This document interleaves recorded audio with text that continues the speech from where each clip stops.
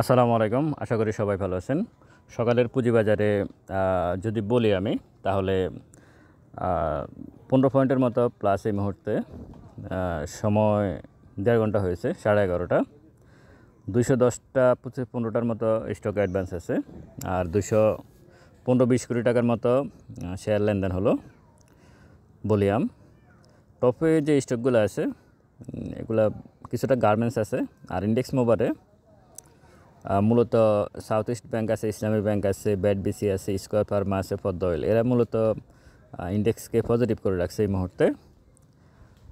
1 minute chart নিয়ে আমি যদি বলি, 1 মিনিট চার্টটা আসলে এখানে কালকেও গতকাল যখন মার্কেট ইন্ডেক্স এই সময় ছিল তখন কিন্তু পজিটিভই ছিল।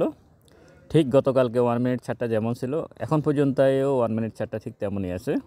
সুতরাং এই ব্যাপারে আপনারা দিন শেষে আসলে কোথায় গিয়ে দাঁড়াবে সেটা আপনাদেরকে দেখতে হবে, একটু সময় দিতে হবে। আর ট্রেডাররা সবসময় যে কাজ করে, তারা যে কোনো স্টককে পজিটিভভাবে চিন্তা করে বিকেল দিকে, আর তারা যখন প্রফিট টেক করে সেটা অবশ্যই সকালবেলায় প্রফিট টেক করে। ট্রেডাররা এই কাজটা খুব ভালোভাবেই করে। সুতরাং সে ধারাবাহিকতা আপনারাও সিদ্ধান্ত নেবেন। তবে খুব বেশি যে এখান থেকে এই মুহূর্তে কিছু হচ্ছে এরকম না।